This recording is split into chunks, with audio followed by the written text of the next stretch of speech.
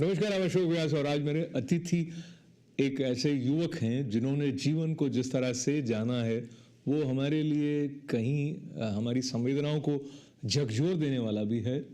किस तरह से संघर्षों की सीढ़ियां चढ़ते हुए वो जिंदा रहने का जो हुनर है उसको न केवल उन्होंने अपनाया है बल्कि वो औरों के साथ भी बांटते हैं। So here is an inspiring young man from Bhopal and when we talk about Bhopal, many of us remember about Bhopal gas tragedy, and Sanjay Verma, activist, now was only 6 months old at that time. And then what happened, we'll find out from him. First of all, welcome to ITV studio. Namaskar, Sanjay ji. नमस्ते अशोक जी। मुझे यहाँ पर ये करने का मौका मिला, interview के लिए बुलाने के लिए बहुत बहुत धन्यवाद।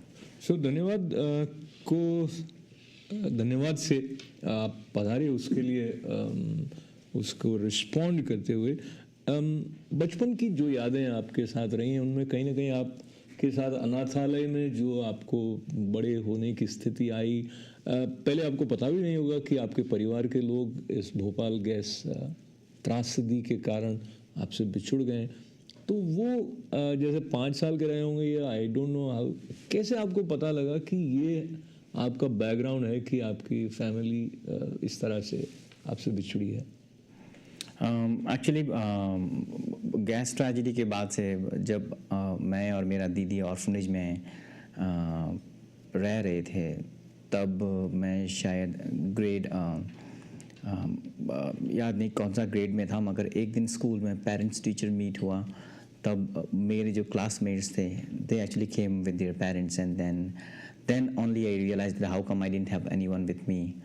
So वहाँ से फिर घर वापस जाने पर, ऑर्फनेज में जाने पर पूछा मैंने दीदी से that what actually happened to our parents. So then only I found out about the disaster, because that night I was just 6 months old, too young to remember anything. I never knew my parents. So perhaps that's why I kind of like never missed them, because I never knew them. I only found out about, like I was supposed to be having parents, but at the parents teachers meet, where were they? So that's when exactly I found out about the disaster and like what happened to our family that night. तो जो आप दीदी कहकर आप संबोधित करें तो वो आपकी सिस्टर या वो जिन्होंने आपको परवरिश करने में मदद की? हम लोग एक्चुअली 4 भाई 4 बहन और पेरेंट्स 10 लोग थे, जिसमें से पेरेंट्स को मिलाएं तो फिर 7 लोगों का डेथ हो गया था। सो एक हमारे बड़ा भैया और बड़ा दीदी और मैं, we were the 3 survivors from our family. So our brother actually, he got involved with the campaign almost right after the disaster, and he didn't want to come stay with us in the orphanage. And it was the state government actually who had sent us to this orphanage. So I was in the orphanage with my elder sister, Mamta Didi. So she was the one actually who first told me about the disaster. तो कौन से साल की बात है? हमारे कई दर्शक ठीक से उन्हें याद ना होगा कि भोपाल गैस कांड जो था वो कब हुआ था, और उसके साथ साथ अब चूंकि आप इतना कुछ जानते हैं तो यूनियन कार्बाइड कंपनी अमेरिका की कंपनी थी और फिर उनके खिलाफ भारत सरकार की तरफ से कुछ जो केस चल रहा था, वो थोड़ा सा बैकग्राउंड हमारे साथ शेयर करें कि क्या क्या इफेक्ट्स हुए उन लोगों पर जो उस समय भोपाल में थे। देखिए, जो कंपनी थी अमेरिकन कंपनी थी और इन्होंने ना एक प्लांट लगाया भोपाल में, और इन्होंने उस समय कहा कि ग्रीन रेवोल्यूशन, ये लोग पेस्टिसाइड्स बनाने आए थे। हम इन्होंने भोपाल को इसलिए चुना क्योंकि वो सेंट्रल इंडिया में है, इंडिया के ठीक बीचों बीच में। वहाँ से वो कहीं पर भी अपना सामान बना के आराम से भेज सकते हैं, अच्छा नेटवर्क था ट्रेन्स का वगैरह वगैरह। तो इन्होंने इसलिए भोपाल को चुना और उन्होंने शहर के ठीक बीचों बीच ये प्लांट लगाया, और अराउंड 1969 समथिंग में उन्होंने प्लांट लगाया। और उसके बाद फिर शुरुआत में तो वो रॉ मटेरियल यूएस से इंपोर्ट करते थे, उसके बाद फिर उन्होंने वहीं बनाकर उसको स्टोर करना शुरू किया। फिर धीरे धीरे करके कंपनी में प्रोडक्शन बढ़ता गया और प्लांट्स जुड़ते गए। फॉर इंस्टेंस जैसे कि पहले 7 प्लांट था, फिर MIC प्लांट हो गया। तो ये जो कंपनी थी यूनियन कार्बाइड USA, इन्होंने यूनियन कार्बाइड इंडिया लिमिटेड के साथ मिलकर ये कंपनी शुरू करी। वहाँ पर उन्होंने प्लांट लगाया और फिर वहाँ पे काम करना शुरू किया। तो उस वक्त जिस जगह पर ये प्लांट था उसके आसपास लोग आकर रहने लगे। उनका ये मानना था कि उस वक्त यूनियन कार्बाइड के लिए नौकरी करना मतलब एक बहुत फ़क्र वाली बात, क्योंकि एक अमेरिकन कंपनी है और शायद पैसा भी अच्छा मिलता था। तो कंपनी डिज़ास्टर होने के पहले से चल रही थी बहुत समय से। उसके बाद फिर जो हादसा हुआ उसके पहले भी वहाँ छोटे मोटे हादसे हुए थे जिसमें 1 या 2 वर्कर्स की डेथ हो गई थी। तो मगर जो सेफ्टी मेजर्स थे वो कंपनी ने धीरे धीरे पैसे बचाने के लिए बंद करते गए। कंपनी ने रेफ्रिजरेशन सिस्टम काम नहीं कर रहा था, फ्लेयर टावर उनका काम नहीं कर रहा था। उसके बाद फिर क्या बोलते हैं, तो ये डिज़ास्टर जो है एक होने को तैयार था कि होने वाला है, काइंड ऑफ सब जानते थे, क्योंकि उनका एक सिस्टर प्लांट था इंस्टीट्यूट वेस्ट वर्जीनिया में। वहाँ के जो सेफ्टी मेजर्स थे उसमें और जो भोपाल के जो प्लांट में थे उसमें बहुत फ़र्क था। इन्होंने भोपाल के प्लांट में बहुत सारा पैसा बचाने के लिए बहुत सारे चीज़ों को बंद कर दिया ताकि हमारा पैसा बच सके। तो ये एक डिज़ास्टर था जो कि होने का इंतज़ार कर रहा था और 1984 में तो 2 और 3 दिसंबर की रात को हो गया। और उस वक्त गवर्नमेंट के फिगर्स बोलते हैं कि अंदाज़न 7 से 10 हज़ार लोगों की मौत हुई अगले 72 आवर्स में, अगले 3 दिनों में। मगर बहुत से ऐसे लोग हैं जो म्यूनसिपल कॉरपोरेशन के लिए काम करते थे और उस रात को वहाँ थे। उन्होंने कहा कि गवर्नमेंट ने फिगर को कम रखने के लिए बहुत सी डेड बॉडीज़ जो है ट्रक में भर भर के नर्मदा नदी में फेंक दी ताकि उसका कोई रिकॉर्ड ही ना रहे। ऐसा है। और रही बात मेरा परिवार की, तो हम लोग फैक्ट्री के ठीक रोड के उस पार रहते थे। छोटा सा घर था हमारा और उसमें मेरा जो दीदी थे उस वक्त 9 साल के थे जो बच गए थे, और एक भैया थे वो भी बच गए थे, वो 13 साल के थे, मैं 6 महीने का था। तो मेरा जो दीदी है उन्होंने मुझे कंबल में लपेटा और भैया के साथ जो है भागे भीड़ के साथ, तो ऐसे में बच गया। बाकी के जो 7 लोग थे परिवार के वो लोग नहीं बच पाए, 3 बहन 2 भाई और मम्मी पापा। ये यादें जो हैं वो निश्चित रूप से पीड़ा को बढ़ाने वाली है, पर आपने उसको जिस तरह से सहेजा है और उससे आप ये शक्ति अपने लिए बना पाए हैं कि इस बात को आगे तक पहुंचाया जाए। तो आगे तक पहुंचने के पहले फिर उन दिनों की तरफ चलते हैं जब आपको ये पता चला कि ऐसा ऐसा हुआ है। तो क्या आपके मन में कभी हुआ कि मैं वो जगह जाके देखूं? आपने अपने उस घर को दीदी के साथ कभी आप गए? दीदी के साथ तो मैं कभी नहीं गया उस फैक्ट्री के अंदर, और मुझे तो अभी तक ये भी नहीं पता, क्योंकि मैं और मेरा दीदी, हम लोगों ने जो परिवार में 2 लोग और बचे थे, हम 3 लोग बचे थे, कभी हम लोगों ने बैठ के उसके बारे में बात नहीं करना चाहिए, क्योंकि एक अंदर से था ना कि हम बात करेंगे तो शायद दीदी को पुरानी बातें याद आएगी, दीदी बात करेंगे तो शायद मुझे पुराना बातें याद आएगा। तो हम लोगों ने खुलकर कभी बात नहीं करी, मगर ऐसा हल्का फुल्का दीदी ने बताया ब्रीफली कितने लोग थे फैमिली में, कौन क्या करते थे। और रही बात उस प्लांट की, तो उस फैक्ट्री के अंदर मैं पहली बार 2004 में गया। उसके बाद से फिर जब मैं पहली बार गया तो मैं अंदर, जब मैंने प्लांट देखा तो मेरे अंदर बस यही ख्याल था कि ये वो फैक्ट्री है जिसने हज़ारों लोगों को मारा उस रात को, और लाखों लोग अभी भी उसके जहर से प्रभावित हैं।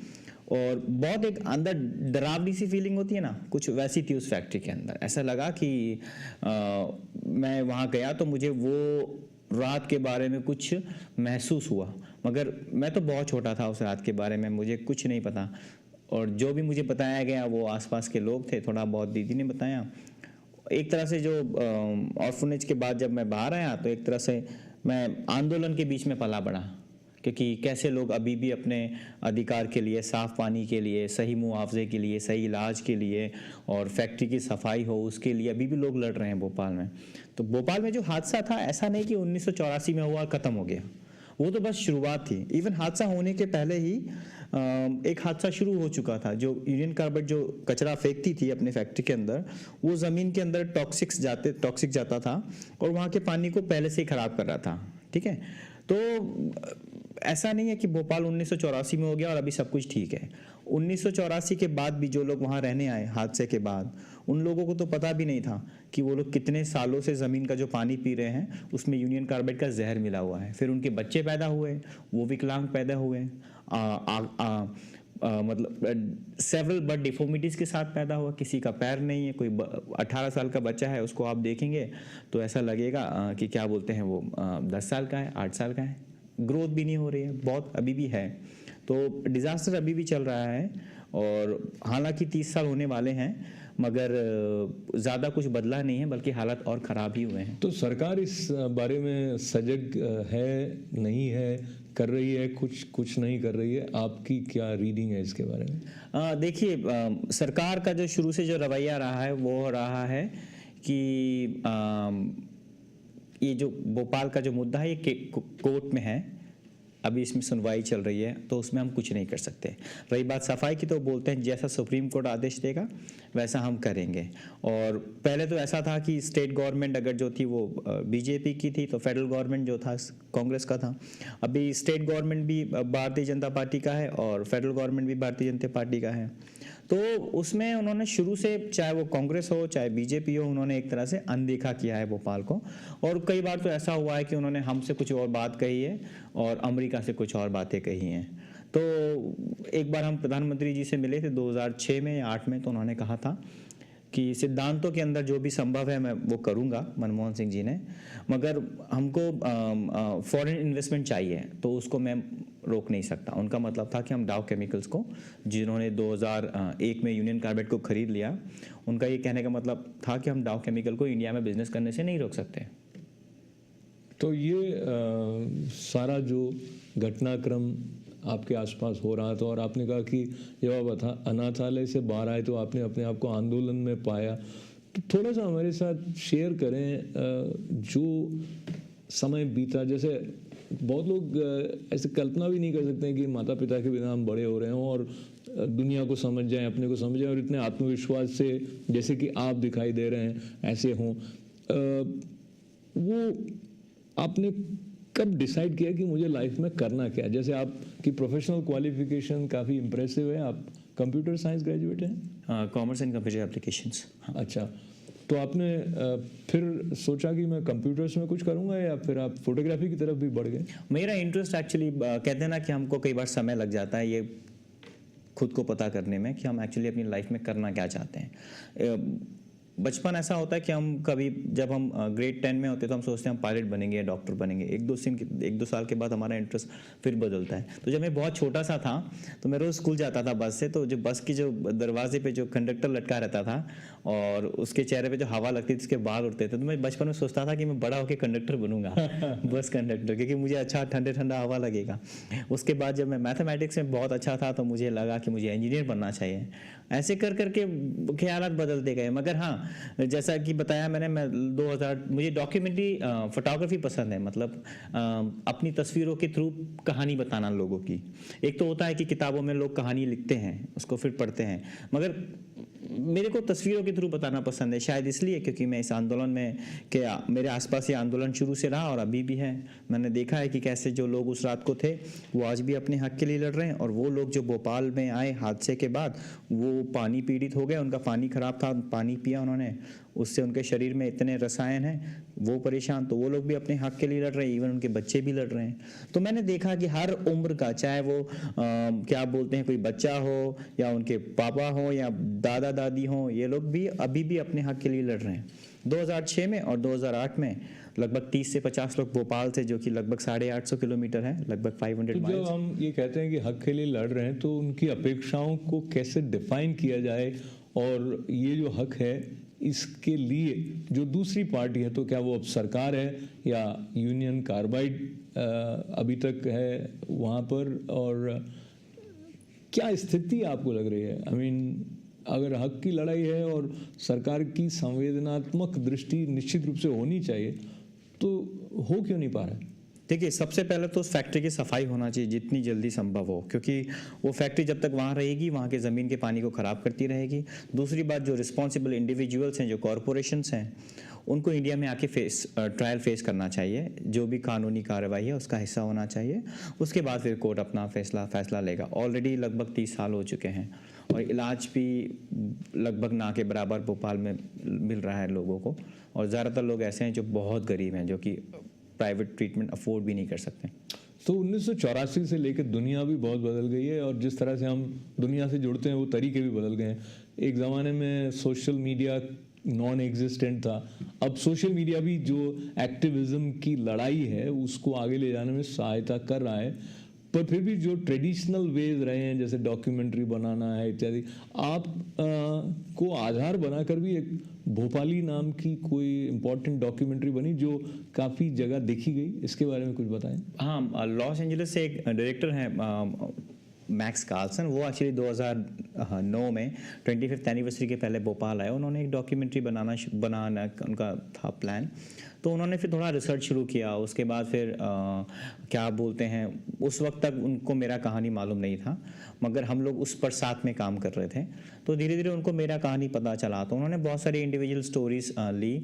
उसके बाद फिर उन्होंने डिसाइड किया कि वो मेरा स्टोरी को भी इंक्लूड करेंगे डॉक्यूमेंट्री में। तो ये डॉक्यूमेंट्री 2010 या 11 में बन के तैयार हो गया। 89 मिनट्स का डॉक्यूमेंट्री, फीचर लेंथ डॉक्यूमेंट्री है।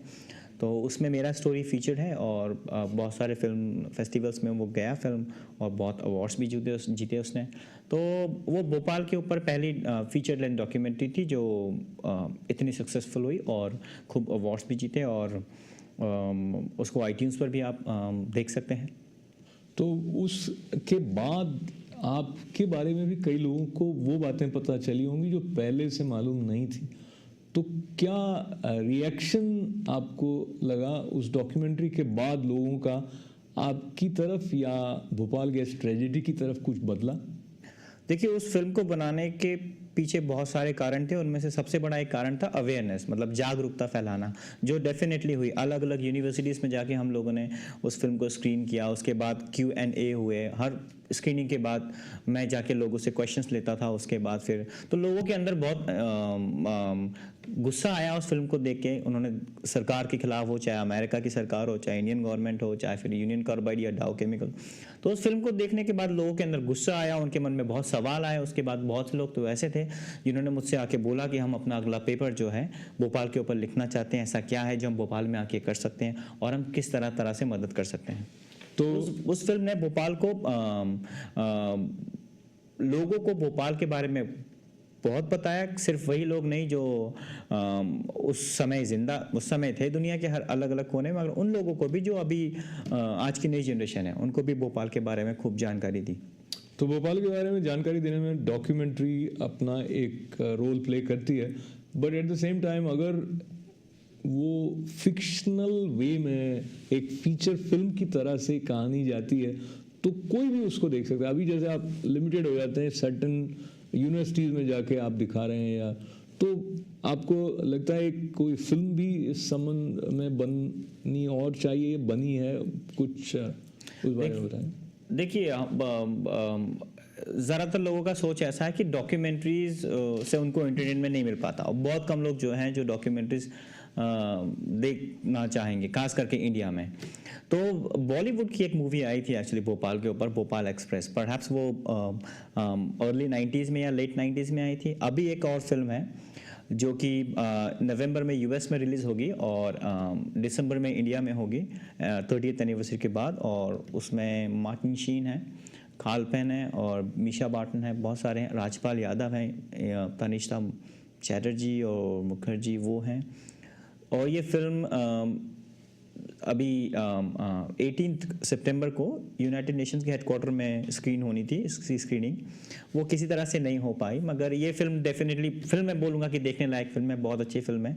इससे भोपाल के बारे में लोगों को और पता चलेगा। वो बात अलग है कि एक ड्रामा है बेस्ड ऑन ट्रू इवेंट्स, सो ऐसा है नहीं कि सारा इसमें जानकारी आपको मिल जाए, क्योंकि ये डॉक्यूमेंट्री नहीं है, मगर फिर भी ये फिल्म देखने लायक है। नवंबर में यूएस में रिलीज़ हो रही है और दिसंबर में इंडिया में, तो देखने जाना चाहिए। फिल्म का नाम है Bhopal, a prayer for rain.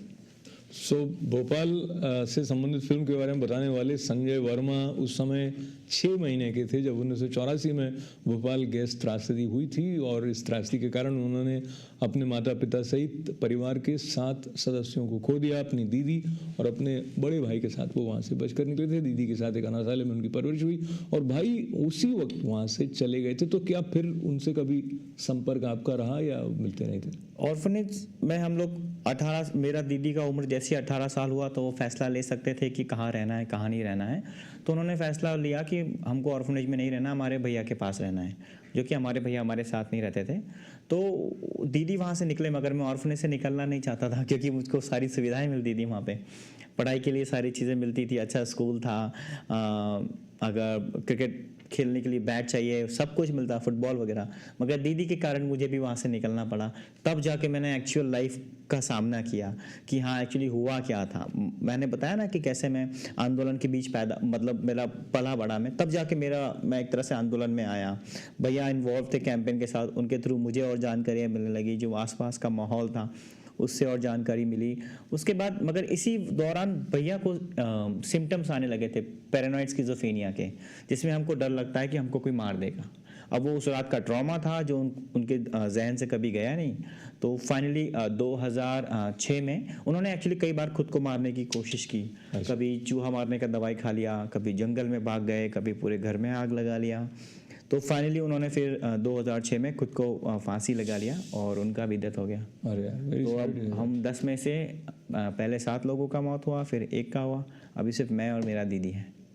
तो संजय, आपको क्या लगता है, आपसे बात करते हुए लगता है कि आप अपने आप में जो जो स्थितियाँ, जो जो संघर्ष आए, जो जो विपरीत परिस्थितियाँ आई, उनको आपने स्वीकार करके और अपने आप को एक मजबूत रूप में बनाए रखा है, तो इसका श्रेय आप किसको देना चाहेंगे? मैं कहूँगा कि मेरे पास इसके अलावा कोई ऑप्शन नहीं था, क्योंकि जिस माहौल में मैं पला बड़ा, उस माहौल में अगर आप जाके देखेंगे तो आपको और भी ऐसी कहानियाँ मिलेंगी जहाँ पर लोग आज भी संघर्ष कर रहे हैं। मेरे साथ ऐसा है कि अगर हमारे सामने कोई परेशानी है और उससे हम भागना चाहें तो उसका हल तो वो है नहीं, हमें खड़े होकर वहाँ लड़ना चाहिए, हम हर चीज़ का एक सोल्यूशन हमें निकालना चाहिए। तो बस वही है कि ऐसे हालात बचे नहीं थे कि हम लोगों को अपने हमें हमारे हक की चीज़ें बिल्कुल बिना मांगे कभी नहीं मिली। तो चाहे फिर वो पानी हो, चाहे वो मुआवजा हो, चाहे वो सफाई हो, उसके लिए हम आज भी लड़ रहे हैं। ऐसा नहीं है कि अगर हम भोपाल की बात कर रहे हैं तो सिर्फ दर्द भरी कहानी है। ऐसी बहुत सारी जीतें भी हैं जो हम लोग जीते हैं। जैसे कि उदाहरण के रूप में मैंने बताया कैसे भोपाल के लोग दिल्ली पैदल चल के गए, प्रधानमंत्री से मिले, उस आमरण अनशन किया। मैं 28 दिन तक भूख था, खाना नहीं खाया, सिर्फ इलेक्ट्रोलाइट्स पीते थे हम लोग। तो अनशन के दौरान फिर प्रधानमंत्री जी ने बोला कि हम मिलेंगे। उसके बाद फिर उन्होंने स्टेट गवर्नमेंट को फंड्स दिए। स्टेट गवर्नमेंट ने उस इलाके में जहाँ का पानी खराब हो गया वहाँ पर पाइपलाइन बिछा के फिर लोगों को पानी देना शुरू किया। तो ऐसी बहुत सी जीत भी हमारी हुई है। सिर्फ ऐसा नहीं है कि हम क्या बोलते हैं उस रात को लेके हम अभी क्या बोलते हैं कि हम सिर्फ लड़ रहे हैं, हमें कुछ जीत नहीं मिली है। क्योंकि जब हर एक जीत से हमें हौसला मिलता है, हमें लगता है कि हाँ हम अपने हक के लिए और आगे लड़ सकते हैं और हम सरकार से शिकायत कर सकते हैं कि क्यों हमें ना आपने अभी तक ये सही इलाज नहीं दे रहे हैं, क्यों फैक्ट्री अभी साफ़ नहीं करवाई आपने, ऐसा है। तो ये जीत और हार अपनी जगह पर है और उसके साथ जीवन से सीखने वाला जो आपका क्रम है वो चल रहा है। पर कुछ बातें तो अनुभव सिखाता है। क्या कुछ ऐसी पुस्तकें भी रही हैं जो आपको विशेष रूप से प्रिय हैं, या कोई ऐसे लोग जिनसे आप एक्टिविज्म के दौरान मिले और आपको लगा कि वो कहीं ना कहीं इंस्पायरिंग रहे हैं आपके लिए? सबसे बड़ी प्रेरणा तो मुझको मेरे भैया से मिली, जिनकी मैंने बताया डेथ हो गई है। एक्चुअली वो 13 साल के थे, उसी वक्त में वो ना फैमिली के वो बन गए थे, ब्रेड विनर बन गए थे। मतलब कहते हैं ना कि कम आपका बचपन में ही आपका बचपना छिन गया, कुछ वैसा उनके साथ हुआ। और उसके बाद मैं तो ऑर्फनेज में था, तो मेरे को थोड़ा ज़िंदगी में इतना वो था कि हाँ मेरे को पढ़ाई करने के लिए ऑर्फनेज वाले देखते थे, स्कूल अच्छा था, सारी चीज़ें मिलती थी, सारी सुविधाएं मिलती थी। मगर जैसे अनाथ आश्रम से बाहर आए तो सच का सामना हुआ वहाँ पर आके। तो वही है, तो कहीं ना कहीं देखा जाए तो मेरा बचपन अभी जो है समय से पहले छिन गया।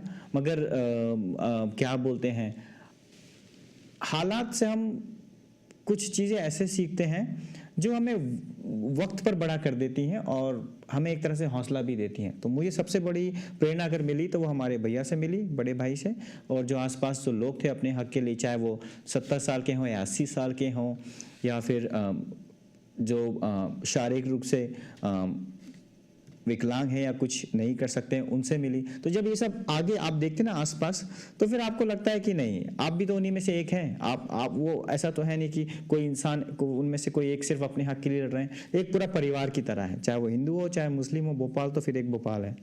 तो चलते चलते संजय, आप जब आए हैं न्यूयॉर्क, तो यहाँ पर पीपल्स क्लाइमेट मार्च में भी आपने पार्टिसिपेट किया, और वहाँ भी जो ये टॉक्सिक ट्रेजेडी रही है उसकी अवेयरनेस बढ़ाने में भी आपने उसको पर्यावरण से जोड़ते हुए कुछ प्रदर्शन में हिस्सा लिया।